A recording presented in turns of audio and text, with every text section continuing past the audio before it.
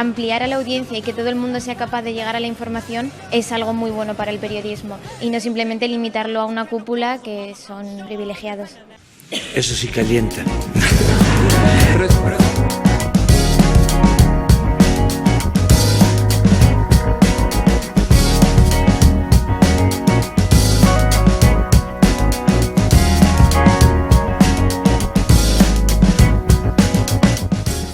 Yo he ido a las mañaneras, llegaba a las 4:30 de la mañana, se me hacía y se me hace insultante que un reportero tenga que llegar a las 4:30 de la mañana para estar en una conferencia de prensa que comienza a las 7.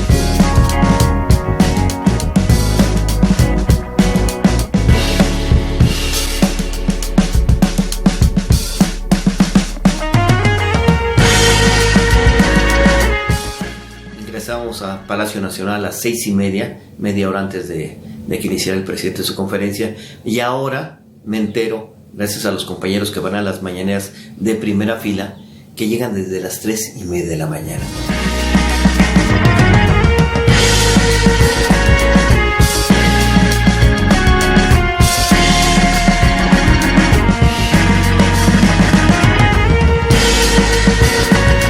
¿Quiénes son los de la primera fila? Son compañeros periodistas, reporteros, a unos los conozco, otros no, pero la gran mayoría no hace preguntas, hace peticiones. Hace peticiones para sus estados, para sus comunidades, para sus grupos. Y hoy o ayer, hace poco, escuché a un compañero que decía que ese es el nuevo periodismo, tener contacto con la gente, que el periodista lleve el sentir de la población al presidente. Entonces yo preguntaría, ¿para qué existen los comités ciudadanos, las juntas de ciudadanos, los consejos, incluso la Cámara de Diputados, la representación del pueblo? Que podrían resultar incómodas en la mañanera. Veamos. ¿Por qué Marcelo Ebrard es quien toma las atribuciones de la Secretaría de Gobernación? Habrá sanciones administrativas y multas y hasta persecución penal contra quien atente o contamine la salud del prójimo, empezando por el presidente. ¿De quién es la responsabilidad de que se esté acelerando el contagio masivo? ¿Cuál es la sanción para una aerolínea que permite que el presidente no cumpla con los protocolos y reglamentos internacionales y ponga en riesgo la vida de otras personas? ¿En verdad se está actuando a tiempo y con contundencia? Apelamos a la responsabilidad social y la del gobierno que resuelve todo a besos. En un sector salud colapsado por el mismo gobierno, ¿cómo se va a actuar ante la multiplicación de casos?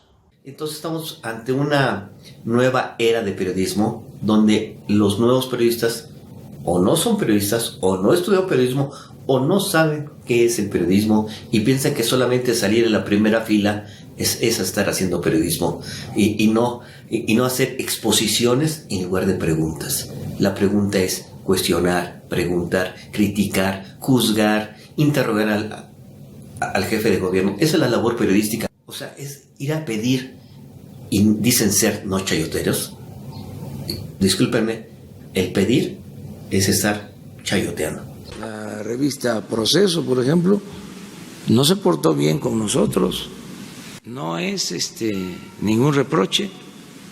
No es papel de los medios portarse bien, presidente, con alguien. No, pero estábamos buscando la transformación y todos los buenos periodistas de la historia siempre han apostado a las transformaciones. Según el presidente Andrés Manuel López Obrador, hay una campaña amarillista en su contra con el fin de dañar al gobierno federal y sus acciones. Y es que es muy cómodo decir, yo soy independiente, o el periodismo no tiene por qué tomar partido o apostar a la transformación. Entonces, es nada más analizar la realidad, criticar la realidad, pero no transformarla. Para esto la utilizo. Es un corrupto este señor. Engaña tontos. Yo creo que ya se le acabó su teatrito. Ya no tiene réplicas, candidato Anaya. Ya no tiene réplicas, candidato. Aquí López Obrador combate la pobreza dando dinero a los pobres y la pobreza se crea por las malas decisiones que toman quienes tienen el poder. Si López Obrador diera dinero a los pobres, como lo está haciendo, pero para crear riqueza, para salir de esas condiciones de pobres, nadie lo criticaría. Pero está repartiendo dinero vía impuestos recaudados a gente que nada más recibe dinero sin producir nada. En el caso del agravamiento de la crisis, les digo, el escudo protector es la honestidad.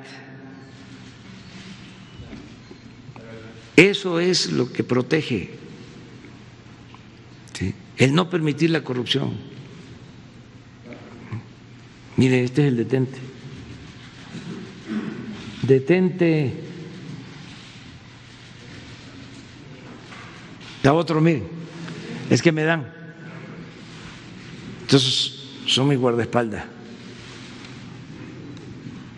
Detente, enemigo, que el corazón de Jesús está conmigo. Pero no hay ni siquiera enemigos, son adversarios. Pues la corrupción sigue combatiendo la corrupción. ¿Todavía sigue habiendo corrupción en su gobierno? Una primera pregunta. ¿Contra quién está? Contra los medios de comunicación tradicionales. Me referiré en un segundo momento a los periodistas, a los nuevos periodistas, a los periodistas digitales que acabamos de pasar de la telecracia a la dedocracia. Estamos ahora ante un nuevo periodismo peticionario y según los periodistas de la primera fila de las mañaneras, ese es el nuevo periodismo. ¿Reconoce usted que hasta ahora su estrategia ha fracasado? Usted criticaba mucho a anteriores gobiernos que no tenían una estrategia, que picaron en la... ¿De qué periódico es usted? Del periódico Reforma. Ah, claro. Lo entiendo. Pero digo, tienes todo el derecho a preguntar, pero sí me llama mucho la atención porque ese es el punto de vista de nuestros adversarios y de la prensa opositora, como es el Reforma. A la gente más joven que yo que quiera informarse correctamente les diría que aprendieran cosas básicas. Al entrar en una noticia de Twitter, mirarán si está firmada, comprobarán si ahí tiene mínimo 3 fuentes que se puedan verificar correctamente, si las fuentes no son anónimas, si los datos no son contradictorios entre sí, que pusieran un poco de empeño por desarrollar un criterio a la hora de informarse. Inteligencia artificial, aumentada, datos, nuevas newsletters, métricas, herramientas conectadas con el periodismo. El panorama ha mutado por completo en 20 años, está claro. Las redes sociales y la necesidad o ansiedad por la inmediatez están en el eje de este revolcón al oficio. Estamos produciendo más información de la que es necesaria para alimentar la máquina de la red social. Es una máquina muy golosa porque Facebook, por ejemplo, tiene 2.320 millones de usuarios y hay gente en el mundo, cientos de millones de personas que consumen información únicamente a través de Facebook.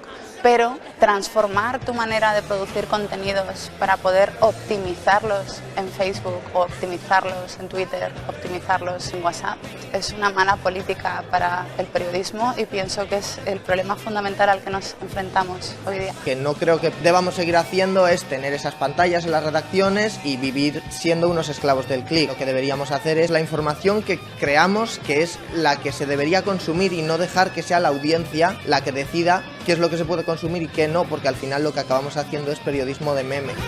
El periodismo está en construcción, un estado que parece se ha instalado para quedarse. Y en ese modo, como se ha visto a lo largo de estas 2 décadas de periodismo digital, emergen tantos periodismos como nuevas formas de entenderlos y practicarlos. Seguimos.